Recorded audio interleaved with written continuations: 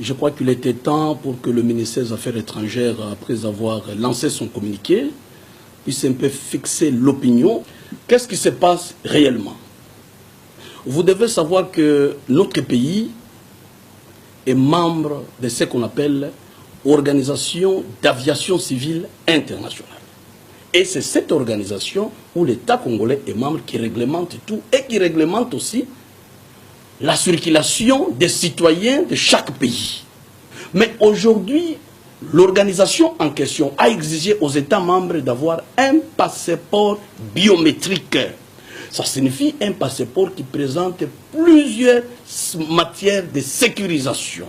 Vous savez, aujourd'hui, à travers le monde, je ne dois pas vous citer, le terrorisme qui a eu domicile presque partout au monde.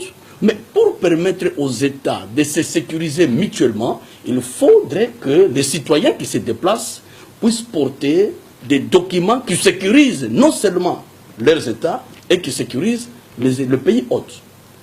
Mais la République démocratique du Congo, quand il y a eu cette exigence, n'était pas en mesure de pouvoir produire des passeports biométriques.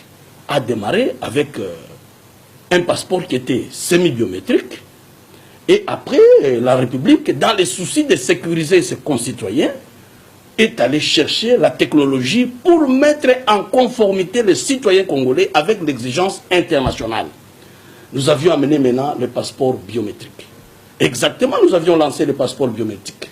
Nous avions dit qu'il n'était pas indiqué qu'on demande déjà aux citoyens congolais, avec le lancement du passeport biométrique, qu'on laisse ou qu'on détruise le passeport semi-biométrique qu'on avait. On avait dit toutefois, les gens pouvaient utiliser les deux simultanément. Cela veut dire aussi que quelqu'un qui avait le passeport semi-biométrique pouvait se procurer sans gêne un passeport biométrique, tout en utilisant son passeport semi-biométrique. Ça pouvait aller.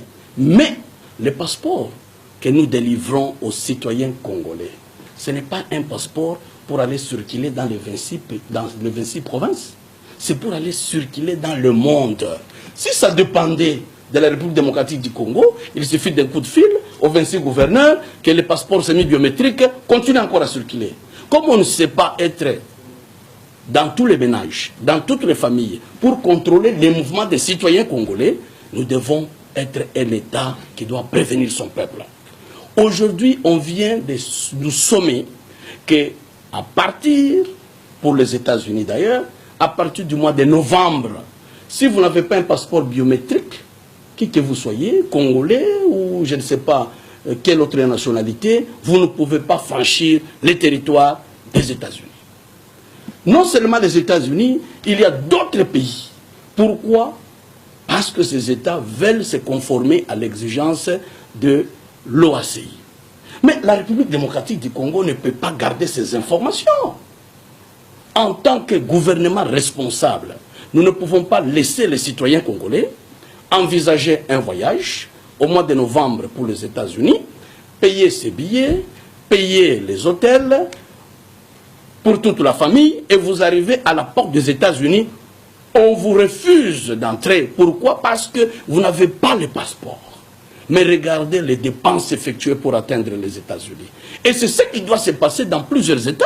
Nous nous sommes dit, nous ne pouvons pas être seulement un pouvoir qui règne, qui gouverne. Nous devons aussi être un pouvoir qui protège.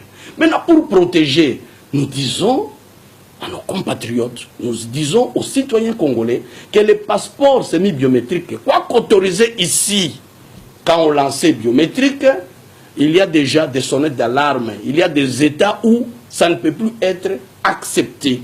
Et nous avions demandé bonnement à toute personne détenteur de ces passeports de pouvoir changer par un passeport biométrique. D'abord, c'est pour un impératif sécuritaire pour notre pays, parce que vous savez que le passeport biométrique présente beaucoup de sécurité.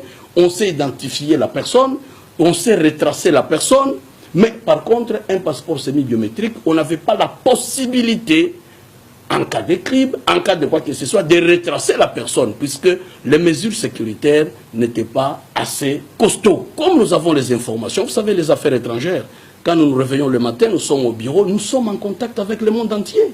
Nous avons plus ou moins 70 missions diplomatiques au travers le monde. Donc nous sommes 70 fois informés de tout ce qui se passe au travers le monde. Nos diplomates nous renseignent. Mais par rapport à ça, ces informations, c'est pour qu'on les garde dans ces petits bureaux? Non, c'est pour qu'on donne, qu'on avise. Mais en avisant, nous avions compris qu'à tort à raison, les gens ont interprété. Non, nous avons des visas dans ces passeports. Je dois faire la distinction. Ce qu'on appelle passeport biométrique n'a rien à voir avec les visas.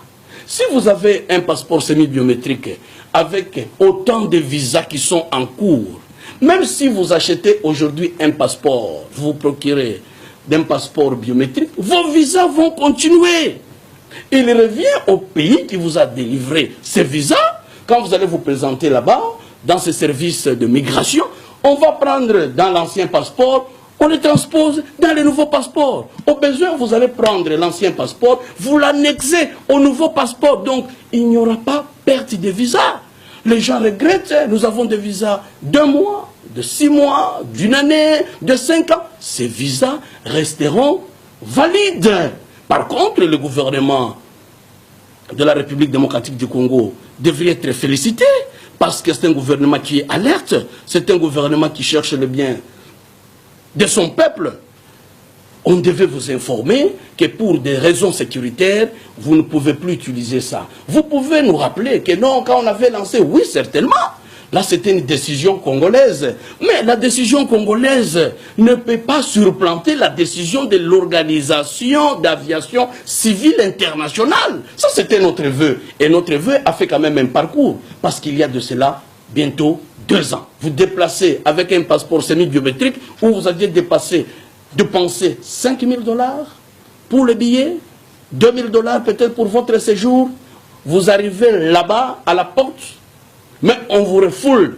Mais vaut mieux dépenser 195 $. Vous avez votre passeport biométrique. Ça vous met d'abord en sécurité. Ça met d'abord votre pays en sécurité. Même le pays hôte, vous sécurisez le pays parce que vous êtes retraçable. Voilà au moins ce qui a milité à ce communiqué officiel.